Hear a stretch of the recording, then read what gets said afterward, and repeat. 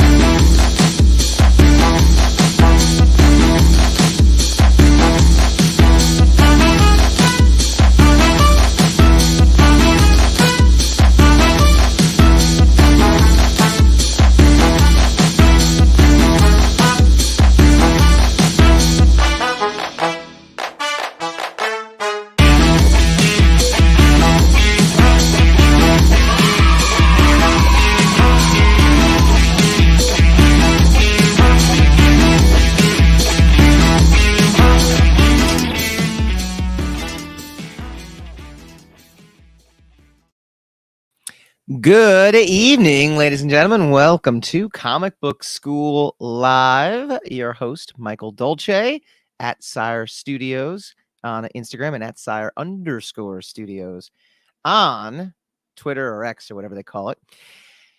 Welcome. I, for some reason, keep getting invited back. This time, Buddy Scalera and Mike Fasola said, "You do it all yourself."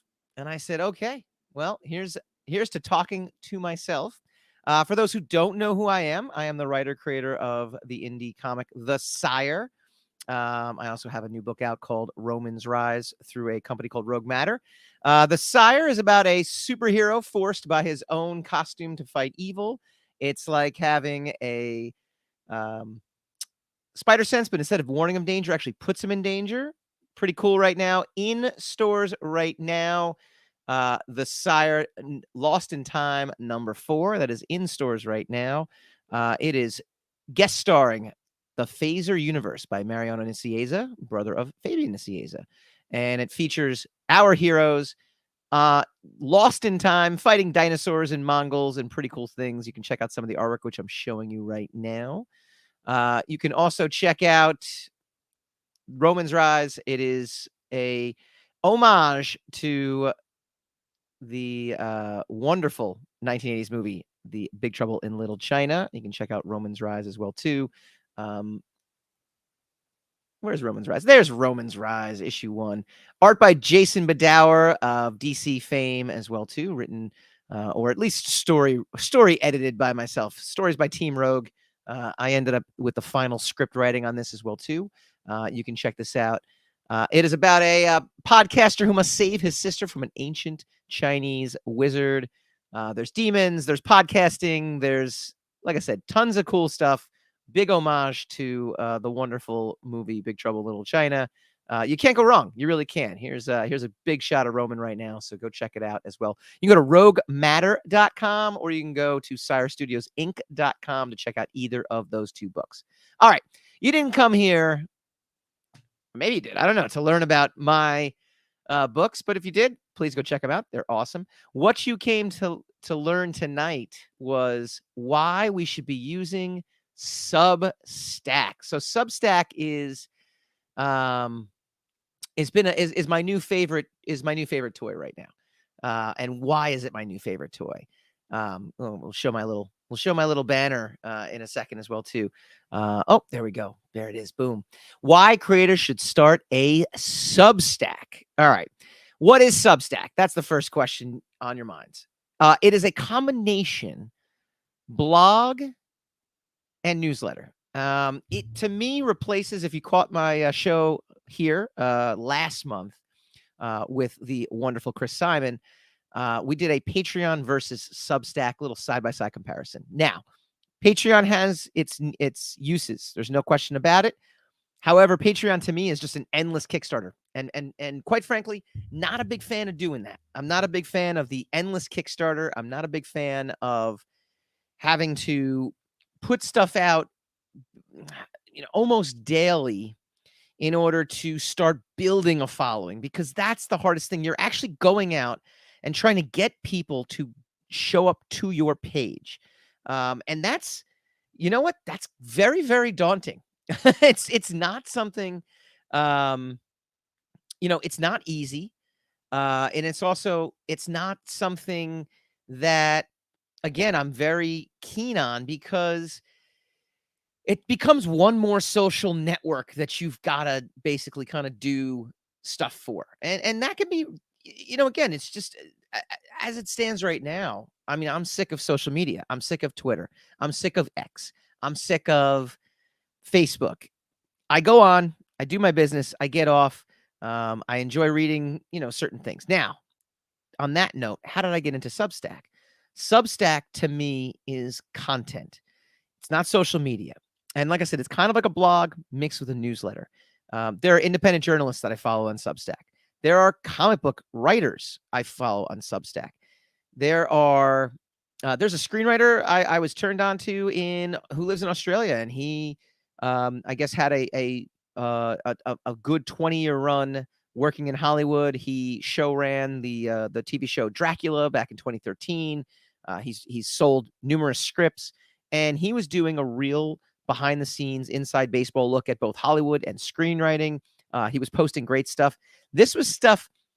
It's not like your newsletter where you get stuff you get stuff and it's like just all promotional stuff.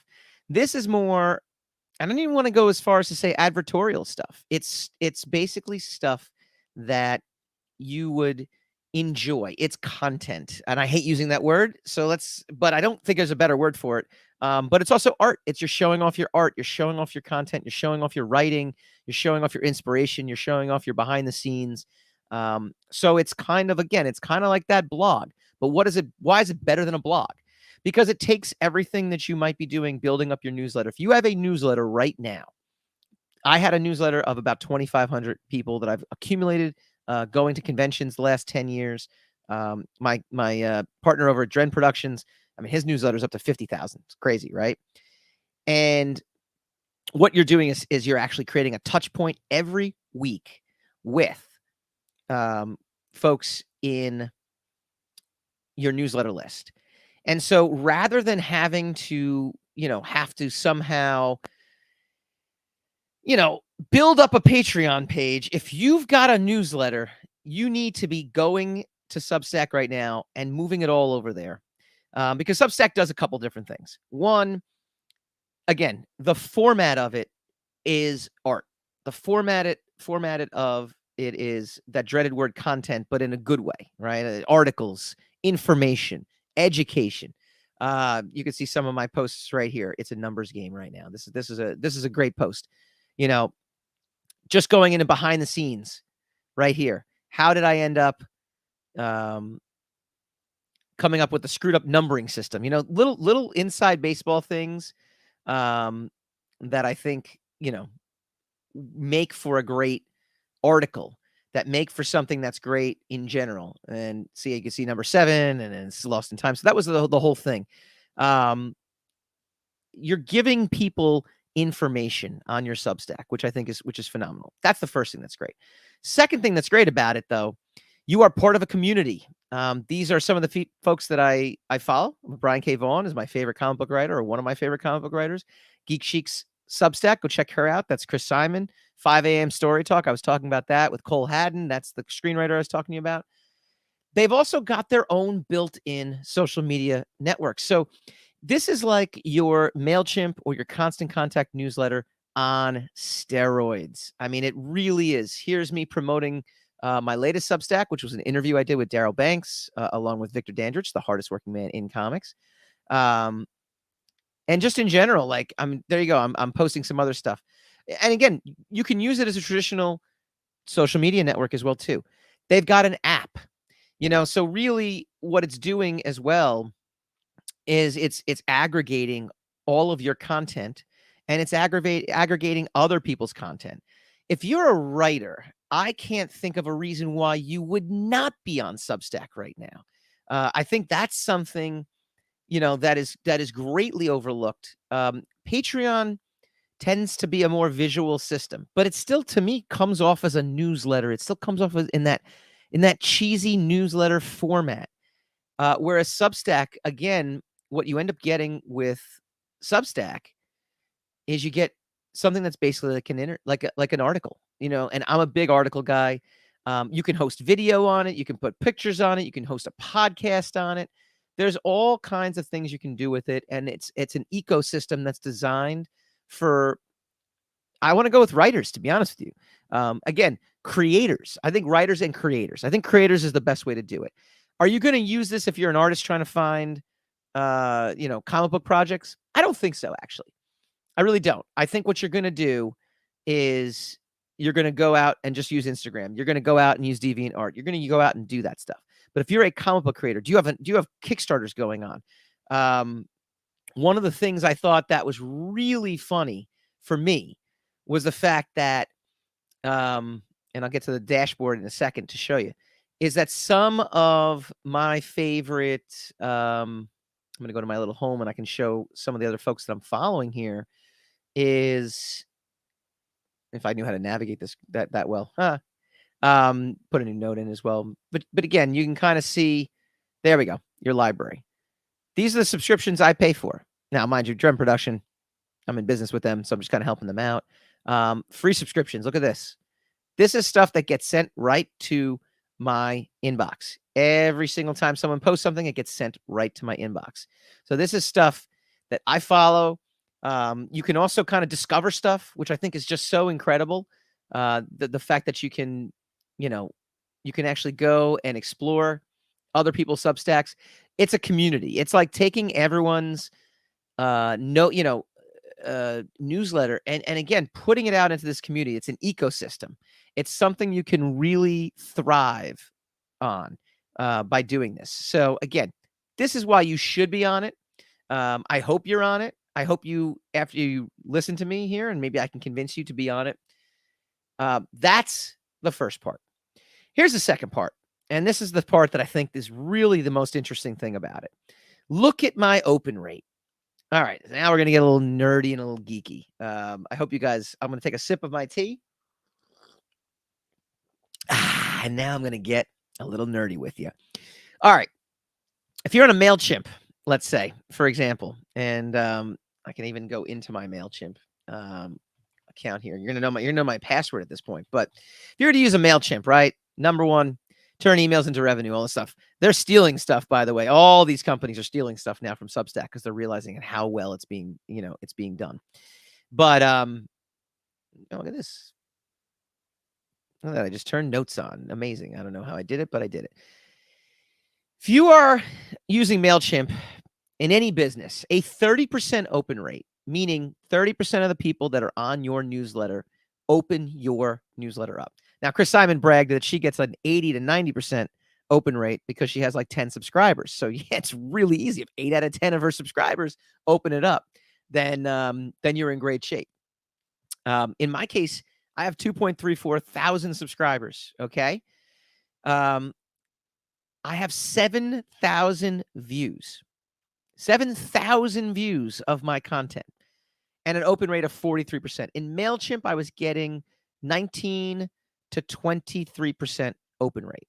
I have a client. I do websites as well as part of another business that I run.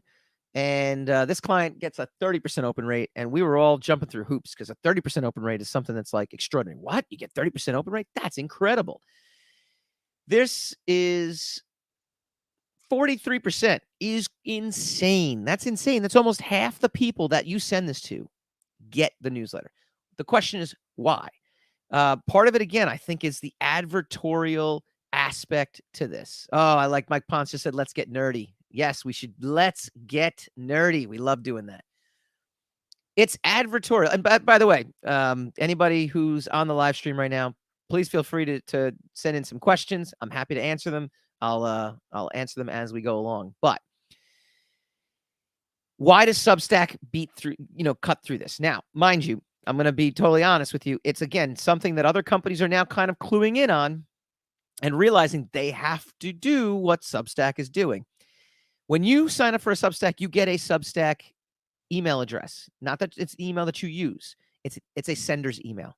So my emails come to me, and they come out there. What they come out as is, and I can tell you right now, it is sirestudios.substack.com. Or sorry, sirestudios@substack.com. it is literally being sent from Substack. There is no, if you use MailChimp in the previous years, and if you use Constant Contact in the previous years, you always had to use your email address. There was no um, at MailChimp.com. No, it was, you had to send it out via MailChimp's, but spoofing MailChimp. It's sending from MailChimp server, spoofed as you. Sending us from Constant Contact server, spoofed as you. Sending from Patreon, spoofed as you. The spoofing actually reduces the recipients getting your newsletters. It ends up in their spam folders. Substack, by just doing something as simple as giving you a Substack email address to send it from, bypasses half the junk boxes out there. Doesn't mean it doesn't get caught up in junk. I get some of the people I subscribe to end up in my junk box, very rarely. But to back that also up, they've got the app. So you download the app and I look at the app. I don't look at the app as like, oh my gosh, they're aggregating all my MailChimp newsletters. No, I look at the app as like, this is something. I mean, I basically look at it as my morning newspaper because we don't get newspapers anymore. I open it up. I follow a couple journalists. I get news. I follow, again, some creators. I get some new creative news. I mean, they send their newsletters as well too. Victor Dandridge, go check out his Hardest Working Man in Comics. He has a Substack. And I've noticed too, all the kick-ass, if I could say that on this show, I don't know if it's PG. I guess ass is pretty tame these days. All of the kick-ass indie writers that I follow, the Pat Shans, the Tyler James. Tyler James is the founder of Comics Tribe. If you haven't checked out Comics Tribe, it's awesome. It's also great learning. He does a podcast. He does all this stuff. He's a real great educator in this stuff. Pat Shand, independent writer with Zenoscope, started his own company, Space Between, makes over 100K on his Kickstarters now. They both moved to Substack. Like, that was a move I quietly saw as I was building up my own Substack and starting to launch my own Substack. All right. So people are starting to realize, especially, again, if you're a writer or creator and you need to get your stuff out there, Substack's the place to go. All right. Last but not least, I showed you the open rates. I showed you all this other stuff. But what you really want to know is, how is this turning into building an audience and into hardcore cash? Well, I'm going to tell you why. Because my open rate is so high, and because I'm giving people actual content versus, just spamming them with like, hey, here's what's going on in my life. My offers, look at the links clicked in here. Now, my very first Substack, don't get me wrong, I pandered to my audience. Everyone likes free comics, right? And if you check out the post, which I will do right now, I offered everyone get Sire number 1 through 5 for free. And tonight's the last night you can do that. You can actually go to SireStudiosInc.com right now, and you can download issues 1 through 5 totally free. This is it. I saved it for today. After today, no dice, people. No dice. Digital download for free. Digital download, digital download, digital download. Here's the funny part, right? These are all free as well. Here's the funny part. I've offered this before. I've offered issue 1 and issue 2 for free before. I've offered tons of freebies before in my MailChimp newsletter. Did I get this kind of click rate? No. 6%. Don't get me wrong. 6% is not great, but that's 6% higher than I've ever gotten. I got about 24. Actually, no, sorry. I got 62 clicks. So I ended up getting about half of that, about 30 conversions of people clicking and reading my stuff. I got people reading it, writing reviews on it, putting it up there, just because they saw this and they finally saw this. That's the first thing. They saw this. Secondly, I got actual people then buying my stuff. I got an actual sale. Again, I have offered 20% off, 30% off. I've offered 50% off on my newsletters before. Go to my store, buy anything for 50% off, get nothing. And I'm sitting there going, well, I guess people don't really want what I'm offering. No, they just couldn't see it. They didn't get an open rate of almost 50%. Same newsletter. This was the same newsletter, by the way. I imported my entire MailChimp newsletter list in, and people are opening it. People are liking it. People are sharing it. People are actually taking a look. Look at my subscribe link. They're actually going and subscribing as well, too. Because this is an ecosystem, I'm getting a ton of actual just random people. Glenn, you made a great point. Jonathan Hickman has a Substack project for a few years. He was one of the first Substack was actually got a whole bunch of influx capital, of venture capital, moved and decided to really try to build up the journalism sector, but also the creative sector. So there's a lot of writers, novelists, short stories, comic books, and they invested in their Substacks. So they actually paid Jonathan Hickman to start a Substack to get people into Substack. That being said, to me, again, I think it pays for itself. Here's another really just clear-cut example. My Fabian Nicieza on X-Force #1 interview. 45% open rate. Total views. 1,000, 18, basically 1,800 views on Substack that read it. And they tell you exactly where the traffic sources are and all this fun stuff. Here's the cool part, though, right? So here's the actual YouTube post that I did here. Okay. 159 views. And you go, well, that's not that great. 159. Yeah, 159 views. It is what it is. By the way, go to youtube.com/Sire Studios. Please subscribe. This video, though, is evergreen content. Victor Dandridge, who's right here, recorded this with Fabian and myself back in 2021. We launched it on Rogue Matters YouTube channel. Okay. And if you check this out, I can actually just find, if I can find the playlist here real quick. Here's the Wednesday Forever playlist. Look at this. Exact same content with a much better opener, by the way, Wednesday Forever. 48 views. So 48 views on something that did not have the driving force. So almost 3 times as many people have seen this video in 2 weeks or 3 weeks than have seen this video in 2 years. That is a direct result of both Substack, and then also it helped that Rob Liefeld commented on the post, which I then turned into more content. The internet is a cesspool. This was a really exciting thing. Rob Liefeld commented on the post for Fabian Nicieza on X-Force #1. Started a whole chain of things going on. It was really, and again, I cataloged everything, turned it into basically what is a blog, posted it out there. And again, people really dug it. And they were able to go view the video. I mean, it's great. I mean, it's really great. So those kind of numbers, look at this, 45% open rate, 1.7 thousand views, 2.3 is my newsletter list. There are people that can find me on Substack, so you can actually see there's a whole bunch of folks that recently just randomly found me on Substack. It's an ecosystem. It's a blog. Oh, and there's, by the way, I forgot to even mention, this is the best part. There's a paywall. Now, I am not up to the standard of putting a paywall up just yet. That is not something I'm looking to do anytime soon. I really want to feel out what I'm going to do with this Substack. It's going to be a place to kind of like house a lot of music interviews I've done, actor interviews I've done, be a repository for a lot of the cool that I've done in my life, trying to keep that as PG-13 as humanly possible. But also I'm going to do it in a way that is just fun for me. It makes me want to do it. Every Friday I release a new Substack post, and every Friday I want that post to be something of value. Don't get me wrong, it's advertorial as well. There's stuff at the bottom. Hey, here's the stuff I got going on. Here's the stuff that's happening. In the latest issue of the Sire Lost in Time, which is in stores right now, you can go get that.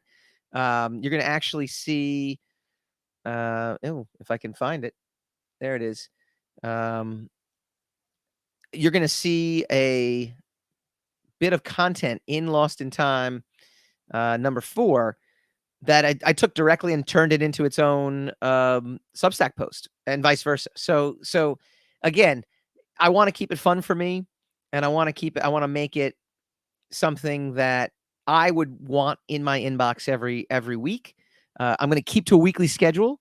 I essentially used to do a podcast every week. I might do a new podcast. Who knows? I might bring that back. I might bring Secrets of the Sire back. There's definitely stuff that, it's my playground, my personal playground. So being that I am by myself today, but I do appreciate we've got some commenters and we've got some folks, chiming in here. I'll throw it open for questions. I'll throw it up if anybody else Mike Ponce, you're on the line here. Glenn Gatilla. Do you guys have a Substack? Are you guys? I know Mike Ponce is definitely a creator, and a very prolific one. Is that something you guys would want to kind of get out there? And if so, shoot me a line. Let me know what you think. Again, I can't speak more highly of the platform. That's the thing that's really great. So, if you are looking to ask questions, you can always email me, sire@mikebooks.com. Feel free. I'll leave that up for a few seconds. You can go to my Substack. So that's probably the easiest way as well, too. You can hit me up as well there. You can comment on anything I got going on there, substack.com/Sire Studios. So check that out as well, too. You can find me on Twitter. You can find me at a whole bunch of folks, a whole bunch of places as well, too. We'll go Twitter at Sire_Studios. Twitter, we'll go Twitter X. It should just be Twitter X at this point. He should have just made it twitterx.com. But yeah, you can find me there. Hit me up. Shoot me an email. Follow the Substack. I guess it's sirestudios.substack.com. I think that's what it is, actually. Let me see. Why don't we go to the videotape? Yeah, it's sirestudios.substack.com. That would be helpful if I gave you the actual place that you can go and do this, right? that would probably be something that you would want, right? You would want to actually follow me on Substack and all that fun stuff. But yeah, you can do that. sirestudios.substack.com. And that's it. Buddy gave me the reins, so I always want to thank him. Go like and follow his comic book school on YouTube. It's youtube.com/comic book school, Facebook @comic book school, and go check me out, sirestudios.substack.com. You can also check out, of course, because Buddy's like, you're too nice. You're not self-promoting enough. And I said, Buddy, do you know me? That's all I do is self-promote, but I do it really nicely. I do it in a nice way. That's the best way I can. That's the best I can describe it. I do it in a really nice way. Go check out SireStudiosInc.com as well, too. You can check out, again, you can download Sires 1 through 5 absolutely free. Go check us out. Digital download. Boom, boom, boom, boom, boom. This week only. Last week, you can get these first 5 chapters of Sire for free. Go check out Lost in Time number 4. It's in stores now. And then coming up soon is chapter 11 will be Lost in Time. Actually, not chapter 11. It will be Sire chapter 10, Lost in Time number 5. It's a 2-part chapter 10. And then this will be in chapter 11 will be in stores in the coming months as well, too, along with our trade paperbacks as well. But you can get them all digital download right here. Go check me out on Substack. And unless I got some questions, what do we got here? Mike Ponce, there we go. That's what I like to hear. I like to see this. I dipped my toes in a year and a half back and was truly impressed with the platform. I'm definitely going to email you about this. Also signed up to your mailing list. Thank you so much, sir. I appreciate it. You will get a new Substack this week.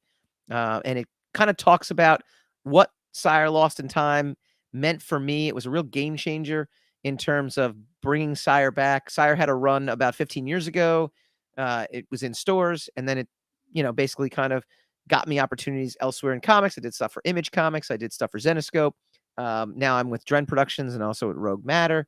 And it's back with Dren Productions. It's back. It's in stores, and it's all because of Lost in Time. That's what I'll be writing my Substack about for this week, which I'm pretty excited about as well, too. Again, the platform, can't speak enough about it. The open rates are amazing.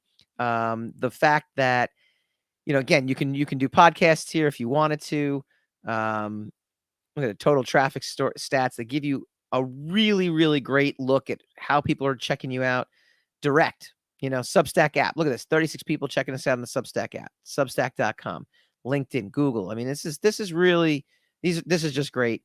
And then again, if you got other, I guess I can recommend Comicsburg, On the Edge, good stuff. You can definitely do it. I can't say enough about it. So go check it out. SireStudios.substack.com. If anybody else has any other questions. Oh, Hey, Mr. Zen, thank you for the insightful information.